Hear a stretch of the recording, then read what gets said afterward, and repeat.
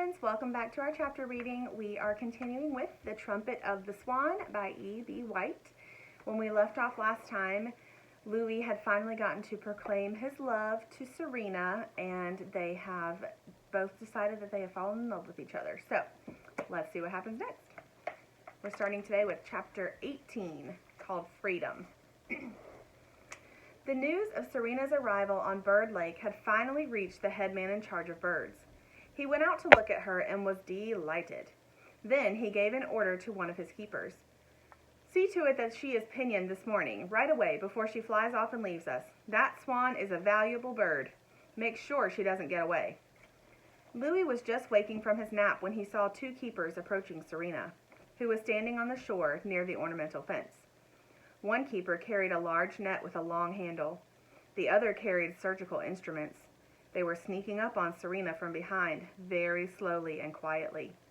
Louis knew right away what they were up to. He grew hot with rage. If those men succeeded in catching Serena and cutting a wingtip, all his plans would go wrong. She could never fly away to a lonely lake with him. She would have to remain in Philadelphia the rest of her life, a horrible fate. "This is my moment," thought Louis. "Nobody's going to clip my love's wing while I'm around." He hustled over to the island and stripped for action. He chucked his trumpet and all of his other stuff under a willow tree. Then he returned to the water and waited for the right time to attack. The keeper holding the net was crawling quietly up on Serena from the rear. She did not notice him. She was just standing there dreaming of Louis. Slowly, slowly, the keeper raised his net. As he did so, Louis went into action, lowering his long, powerful neck until it pointed straight out in front of him like a lance. He streaked across the water, straight at the keeper, his wings beating in the air, his feet beating in the water. In a flash, he reached the scene and drove his strong bill straight into the seat of the man's pants. It was a well-aimed jab. The keeper doubled up in pain and dropped the net. The other keeper tried to grab Serena by her throat.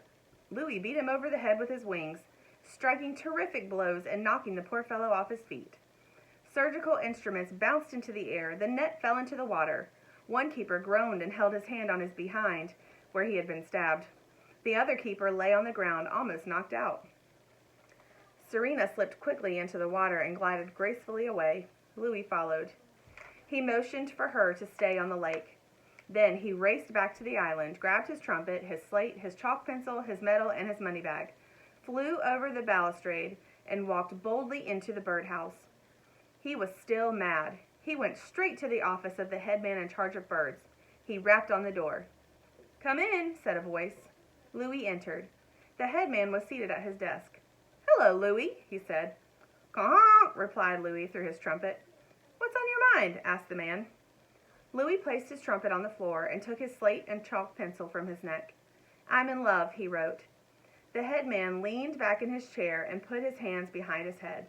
His face had a faraway look. He gazed out of the window for a moment in silence.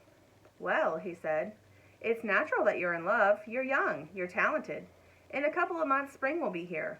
All birds fall in love in springtime. I suppose you're in love with one of my young swans." "Serena," wrote Louis.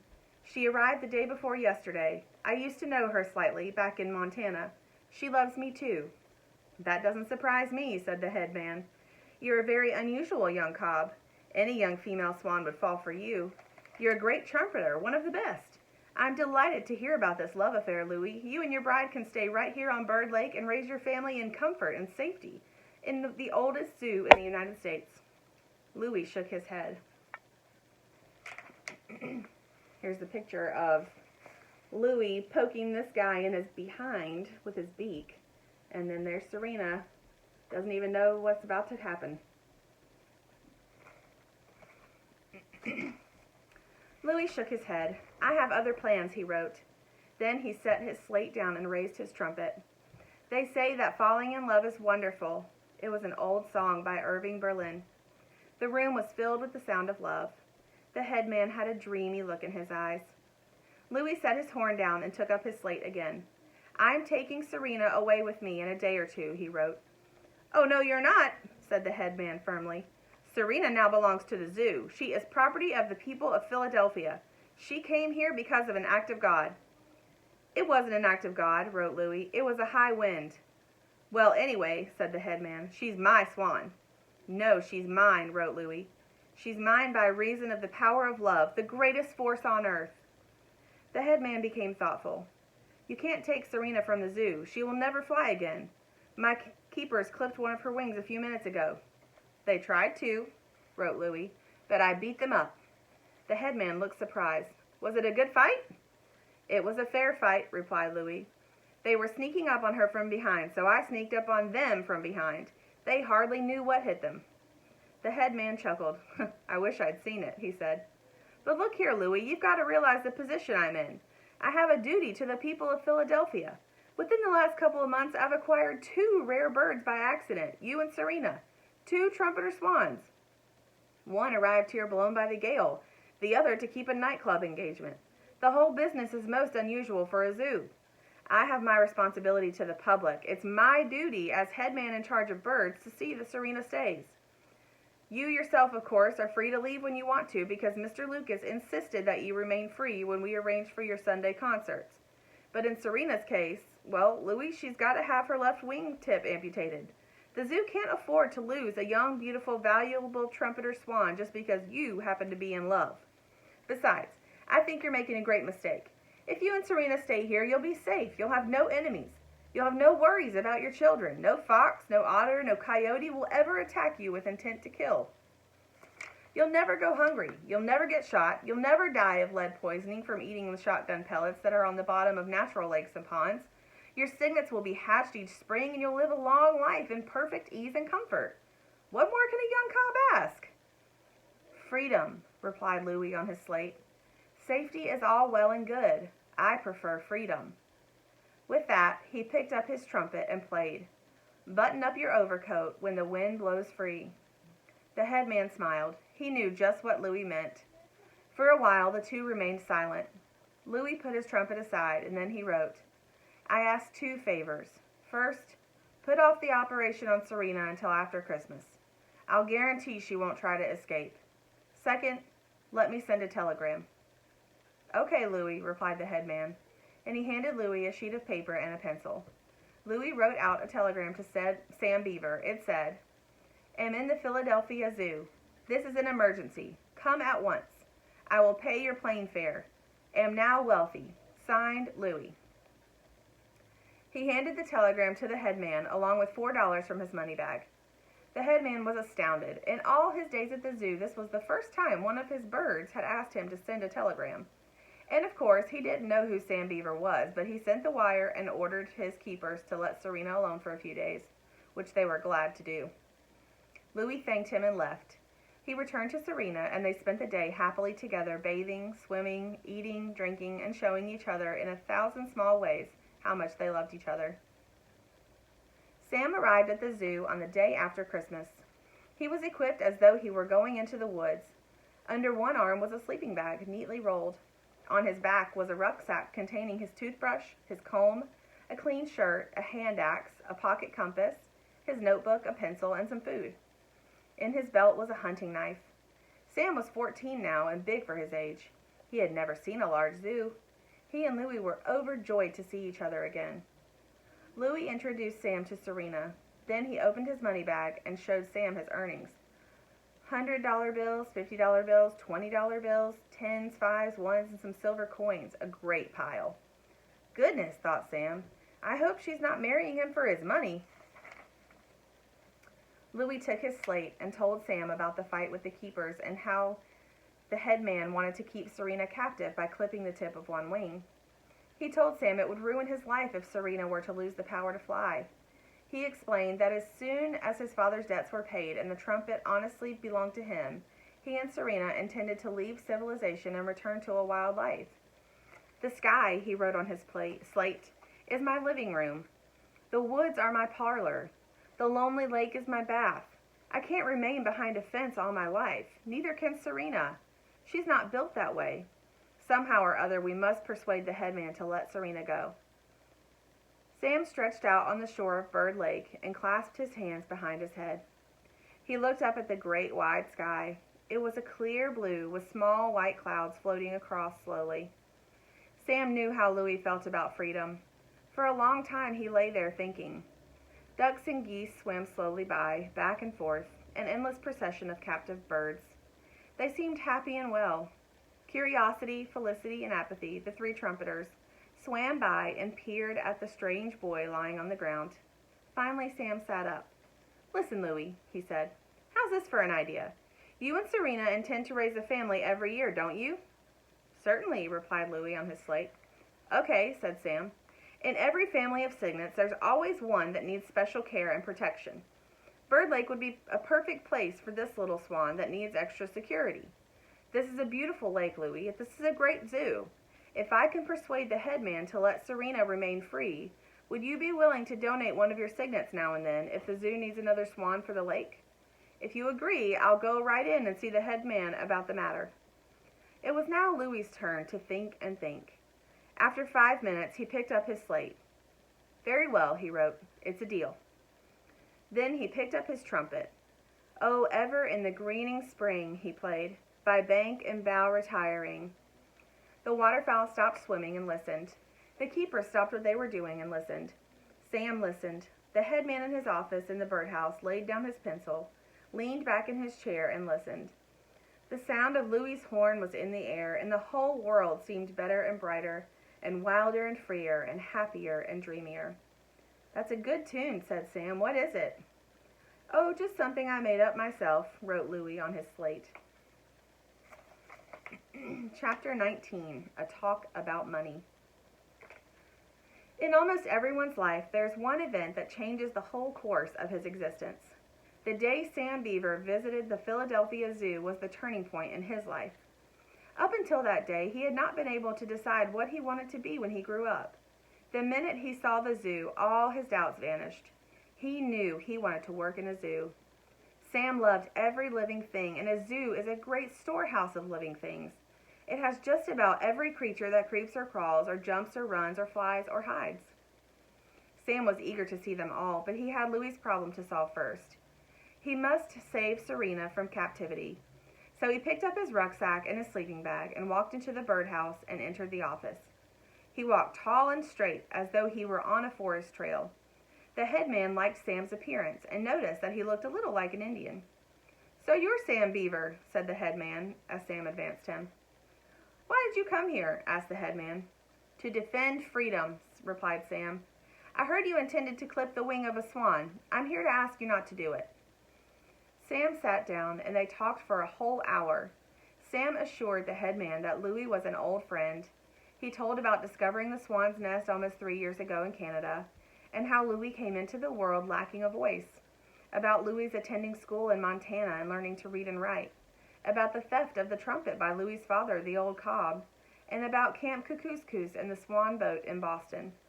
The headman listened with great attention, but he wasn't sure he believed a single word of this strange tale. Then Sam explained his proposal for allowing Serena to go free instead of making a captive bird out of her. He said he thought it would be a good arrangement for the zoo because any time they wanted a young trumpeter swan, Louie would give them one of his cygnets.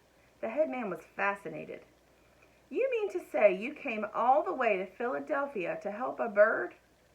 "Yes, sir," replied Sam. "I would go anywhere to help a bird. Besides, Louie is special. He's an old friend. We went to the same school. You've got to admit he's quite a bird." "He sure is," said the headman. "His Sunday afternoon concerts have been the biggest attraction that the zoo has ever had. We had a gorilla once named Bamboo. He's dead now. Bamboo was great, but Louie draws even more of a crowd than Bamboo did. We have sea lions that draw big crowds, but nothing that compares to when Louie plays that horn on Sunday afternoons. People go crazy. And music is good for animals, too. It soothes them, and they forget the cares of the day. I'm going to miss Louie when he's gone. The whole zoo will miss him terribly. I wish he'd stay and keep his bride right here. It would just be great." "Louie would pine away in captivity. He would die," replied Sam. "He needs wild places, little ponds, swamps, cattails, red-winged blackbirds in the spring, the chorus of the frogs, the cry of the loon at night. Louie's following a dream. We must all follow a dream. Please let Serena go, sir. Please don't clip her wing." The headman closed his eyes. He was thinking of little lakes deep in the woods, of the color of bulrushes, of the sounds of night and the chorus of frogs. He was thinking of swans' nests and eggs, and the hatching of eggs, and the cygnets following their father in a single file. He was thinking of dreams he had had as a young man. "All right," he said suddenly. "Serena can go. We will not clip her wing. But how can I be sure that Louis will bring me a young trumpeter swan when I need one? How do I know he's honest?" "He's an honorable bird," said Sam. "If he weren't honest and true to his word, he wouldn't have bothered to go out and earn a lot of money to pay the storekeeper back for the trumpet his father swiped." "How much money has Louis got anyway?" asked the headman. "He's got $4,691.65, said Sam. "We just counted it a few minutes ago. He received $100 from Camp Kookooskoos for playing bugle calls, and all he spent was 60 cents for postage stamps. So he arrived in Boston with $99.40. Then the swan boat man paid him $100 for one week's work, but he spent $3 in tips at a hotel where he spent a night. So he had $196.40 when he got to Philadelphia. The nightclub paid him $500 a week for 10 weeks, which came to $5,000. But he had to pay his agent 10% of the $5,000, and he also spent 75 cents for some new chalk pencils and $4 to send the telegram to me. So that makes a total of $4,691.65. It's a lot of money for a bird." "It sure is," said the headman. "It sure is. But he's going to pay my airplane fare from Montana to Philadelphia and back again. That will bring the total down to $4,420.78. The headman looked staggered by these figures. "It's still a lot of money for a bird," he said. "What's he going to do with it all?" "He'll give it to his father, the old cob." "And what's he going to do with it?" "He will fly back to the music store in Billings and give it to the owner to pay for the stolen trumpet." "Give all of it?" "Yes." "But a trumpet isn't worth $4,420.78. "I know," said Sam. "But there was some damage to the store itself. The old cob was going like the dickens when he crashed through the plate glass window. He shook things up pretty badly." "Yes," said the headman, "but it still wouldn't take all that money to make things right." "I guess not," said Sam, "but Louis has no use for money anymore, so he's going to turn it all over to the owner of the music store." The subject of money seemed to interest the headman greatly. He thought how pleasant it would be to not have any more use for money. He leaned back in his chair. He found it hard to believe that one of his swans had been able to save more than $4,000, and that the money was right out there hanging around his neck in a money bag. "When it comes to money," he said, "birds have it easier than men do. When a bird earns some money, it's almost a clear profit. A bird doesn't have to go to a supermarket and buy a dozen eggs and a pound of butter and 2 rolls of paper towels and a TV dinner and a can of Ajax and a can of tomato juice and a pound and a half of ground round steak and a can of sliced peaches and 2 quarts of fat-free milk and a bottle of stuffed olives. A bird doesn't have to pay rent on a house or interest on a mortgage. A bird doesn't insure its life with an insurance company and then have to pay premiums on the policy. A bird doesn't own a car and buy gas and oil and pay for repairs on the car and take the car to the car wash and pay to get it washed. Animals and birds are lucky. They don't keep acquiring things the way men do. You can teach a monkey to drive a motorcycle, but I have never known a monkey to go out and buy a motorcycle." "That's right," replied Sam, "but some animals do like to acquire things, even though they don't pay anything for them." "Such as?" asked the headman. "A rat," said Sam. "A rat will fix up a home for himself, and then he'll bring home all sorts of little objects, trinkets and stuff, anything he can find that catches his eye." "You're right," said the headman. "You're absolutely right, Sam. You seem to know quite a lot about animals." "I like animals," said Sam. "I love to watch them." "Then come with me and we'll explore the zoo," said the headman, getting up from his chair. "I don't feel like working any more today. I'll show you the zoo." And away they went, the two of them. That night, Sam slept in the headman's office by special permission. He unrolled his sleeping bag on the floor and crawled in. The plane taking him back home would leave in the morning. Sam's head was full of everything he had seen in the zoo, and before he returned to turn out the light he took his notebook out of his rucksack and wrote a poem. This is what he wrote. Sam Beaver's poem. "Of all the places on land and sea, Philadelphia Zoo is the place for me. There's plenty to eat and a lot to do. There's a frigate bird and a tiny shrew. There's a vesper rat and a 2-toothed sloth, and it's fair to say that I like them both. There's a Canada goose and a polar bear, and things that come from everywhere. There are lots of things you've never seen, like kinkajou and the wolverine. You really have to go to the zoo to see a newborn wallaroo, or a fallow deer, or a white-tailed gnu. There are wondrous birds on a beautiful lake. Here's a timber wolf and a hog-nosed snake. There are animals with great appeal, like the hummingbird and the harbor seal. There are pony rides, there are birds of prey, and something happening every day. There are wolves and foxes, hawks and owls, and a great big pit where the lion prowls. There are quiet pools and pleasant cages where reptiles lie and the tiger rages. The houses are clean, the keepers are kind, and one baboon has a pink behind. The entire aim of a well-kept zoo is to bring the animal world to you. Signed, Sam Beaver. Sam left the poem on the headman's desk. So here's Sam and the headman going around the zoo.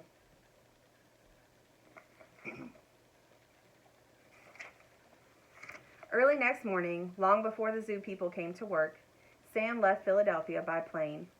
Louie and Serena went along with him to the airport. They wanted to wave goodbye. They also planned to leave Philadelphia right then and there and fly back to Montana. When the airport officials saw two big white birds out in the airstrip, they raised a terrible fuss. The men in the control tower sent warning messages to the pilots of incoming planes. Members of the ground crew came piling out of the buildings and rushed toward Louie and Serena to chase them away. Sam was sitting by a window inside his plane, ready for takeoff, and he saw the whole thing. Louie grabbed his trumpet. "Off we go," he played, "into the wild blue yonder."